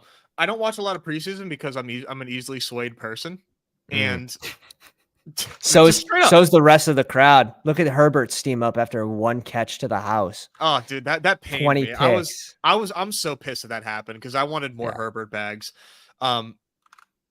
Dude, the Packers offensive line looks fucking mean.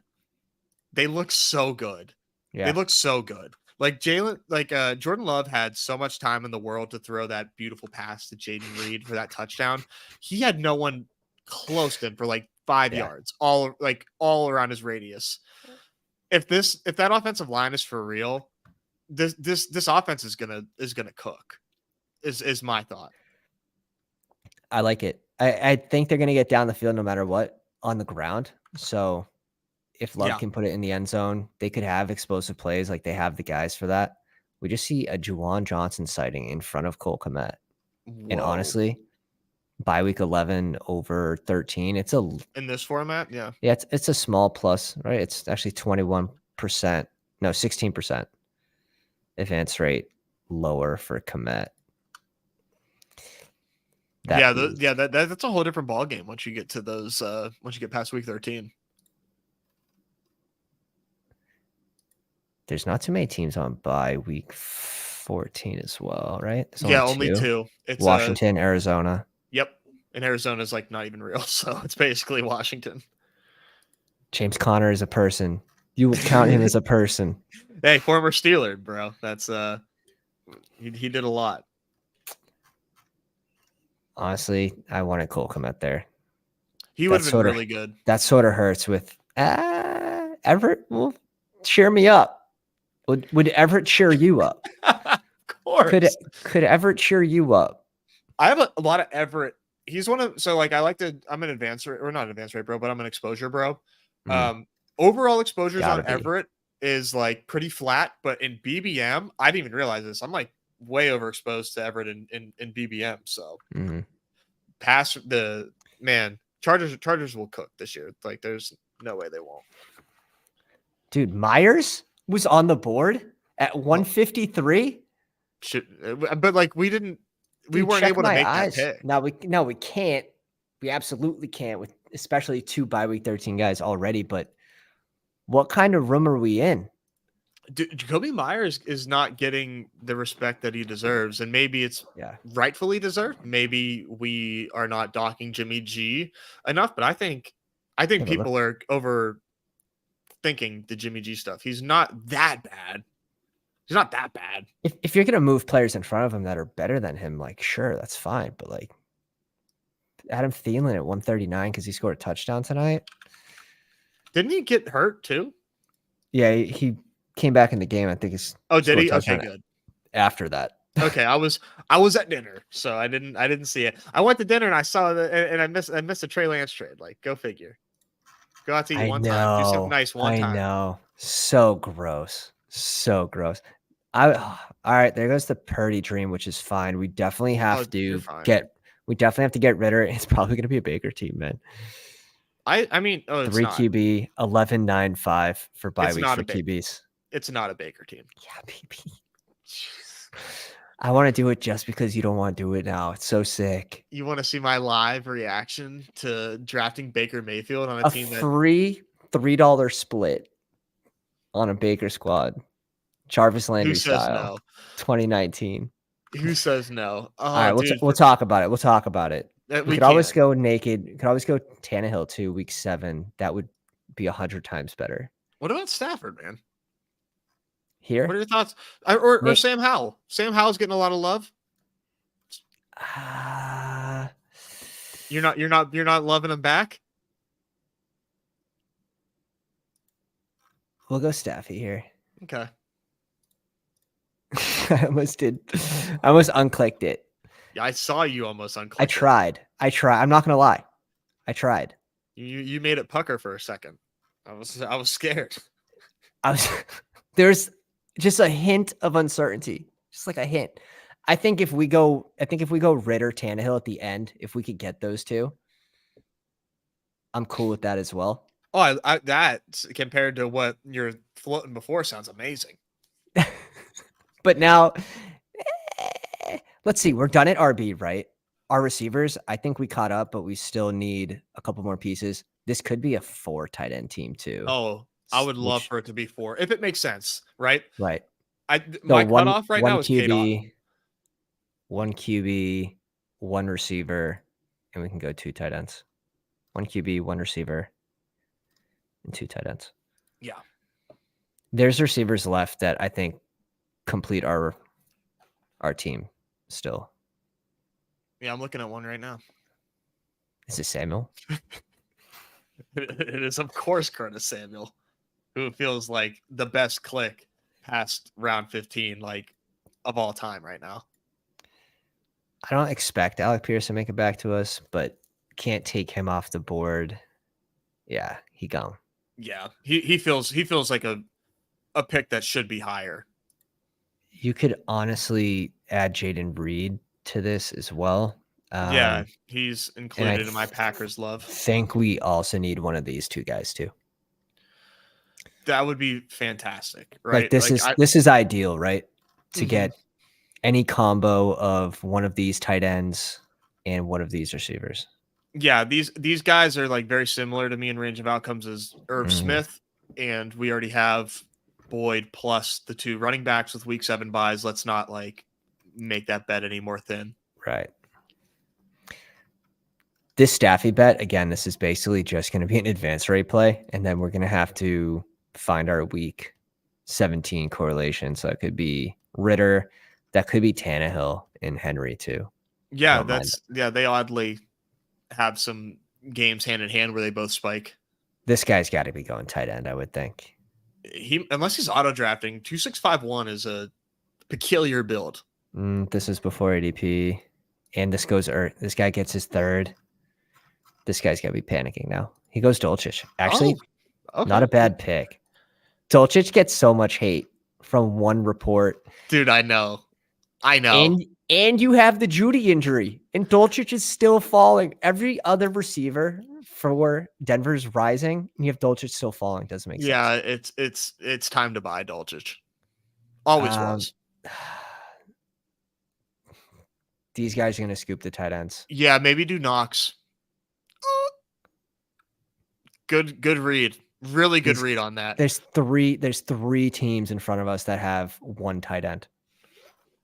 Really, really good read, because there's no way like even Hunter Henry makes it back to us, I would think. Honestly, Conklin could complete this group too. Sure, I would have loved to get both. We'll see if it happens. Do you think Slayton, you're Slayton over Campbell? Yeah. Yeah. Do you think Slayton, how much higher? Like, I think we both agree Slayton should go before pick 196. How high? How much higher? Yeah. Honestly, not a whole lot higher. And this is why I sort of see KC's receivers like this too. I think Rice might have the most upside.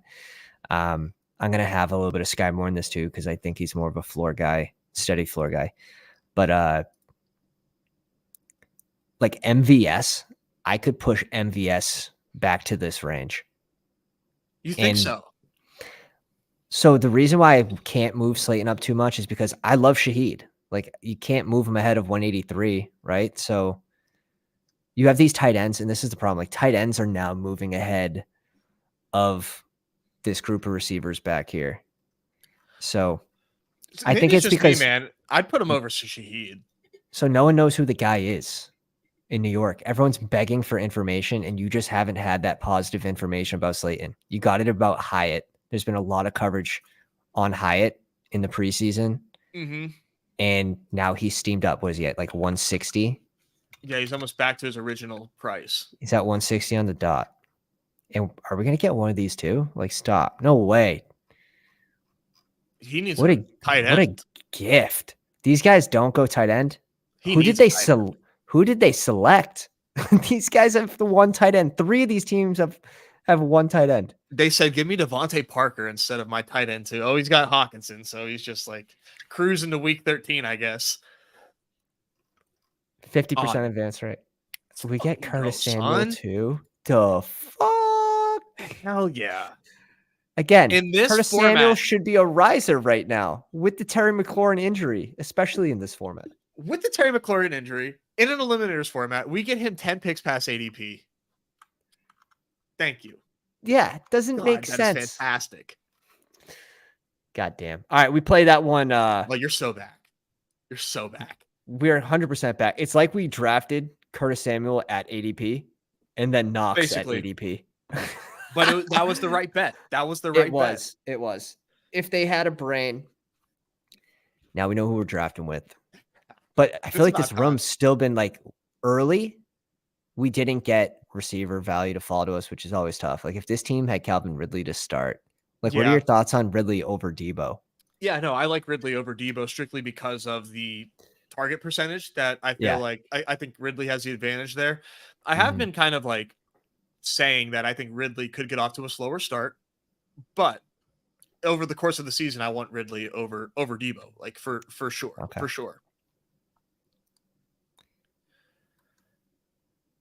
Yeah, Slayton or Campbell here would be nice. Slave asking how your MLB second half drafts doing. Thanks, C Slave. They're going okay. I am I'm advancing 6 right now. Thanks to Mitch Keller's stellar start tonight.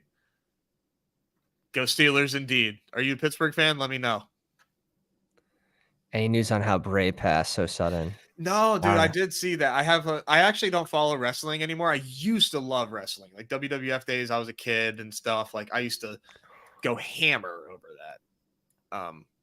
Shorter over their tight end too. Hunter Henry's he's just there. He's feeling left out. Dude, it's like the kid that doesn't get picked for dodgeball. My theory is there's people that enter this contest and forget they're not drafting weekly winners. They think that they're drafting something new, and then they get in the weekly winners mindset, and then they like forget.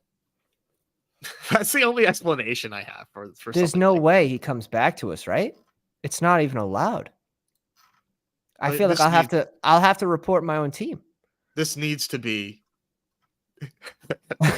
I'm gonna at Hayden Winks right now and be like, you have to get rid of this squad. Look what I've done. Yes. Come on. Come on, son. We done did it. Let's fucking go. We done did it.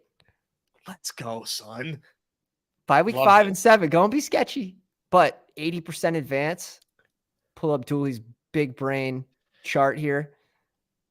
80 and 75%. Oh, yeah. Oh, yeah. Let's go. And if Tannehill goes, we can go Ritter too.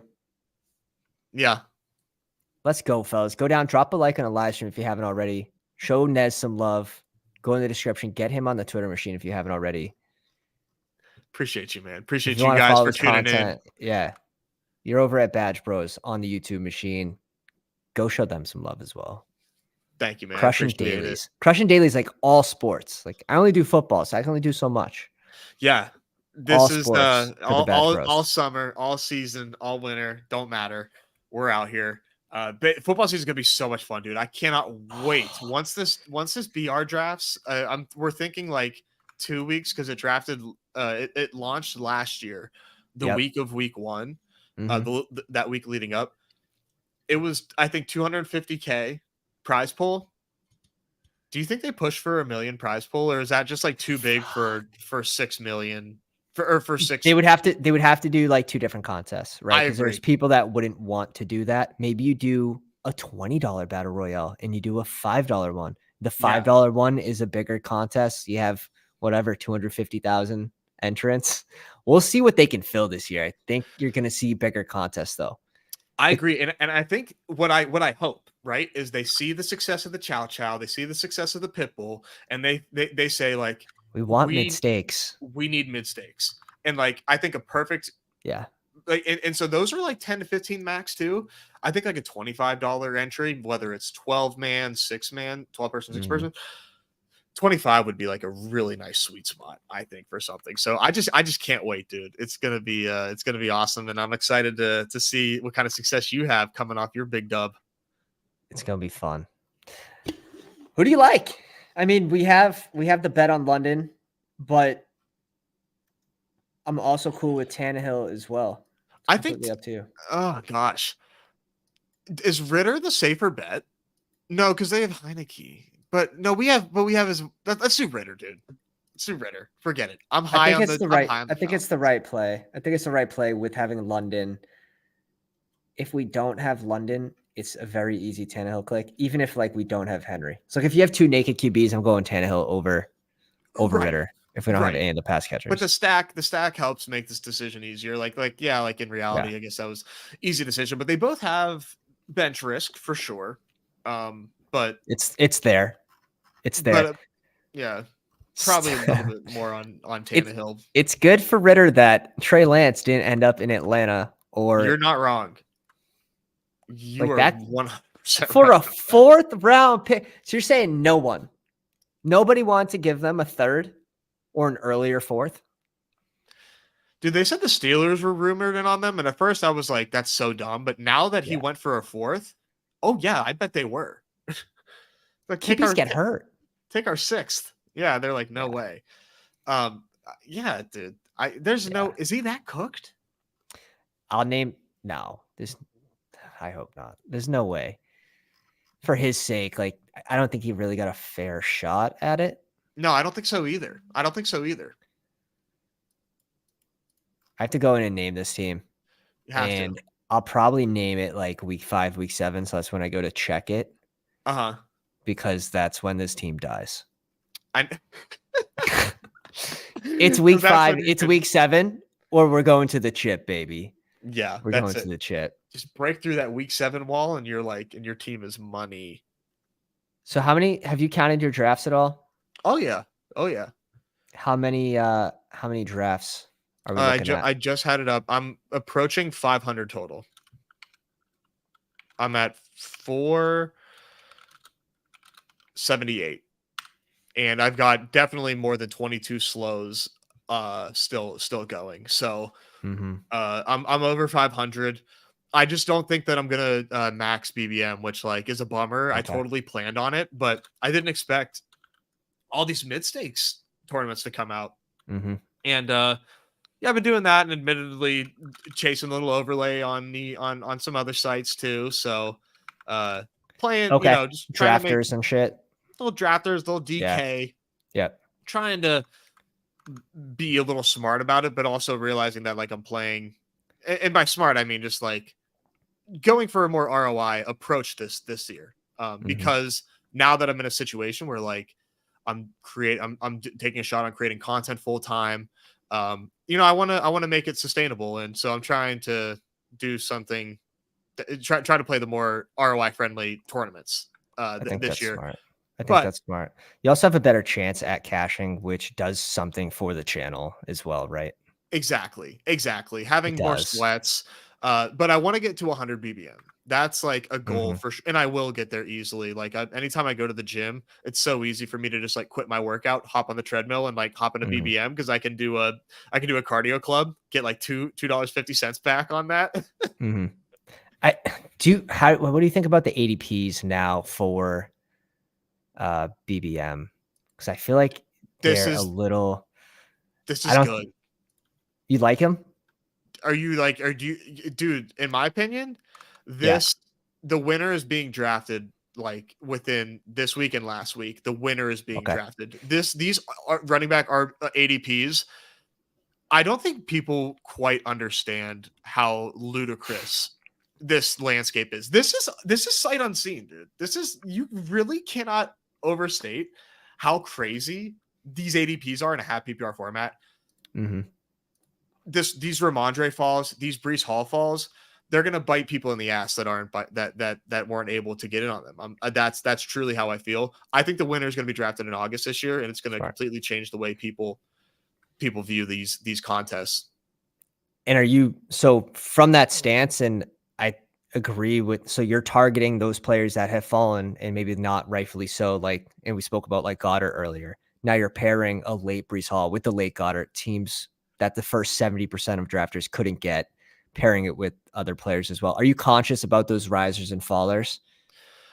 A little bit, right? Mm-hmm. I feel like you have. I feel like you sort of have to be. If it was a situation like a Daryl Henderson situation, I think I would be full fading Daryl Henderson and just playing straight game theory on that, right? But from like for now, when it comes to like Khalil Herbert, I still draft Khalil Herbert. He's him? up there, and I still dropped Jalen Warren. Do you like Rashawn? I love Roshan. Do you think Rashawn has a chance at taking over 51% of the Not if there's backfield snaps? if there's no injury, then no. No, Okay. Khalil Herbert is very good at football.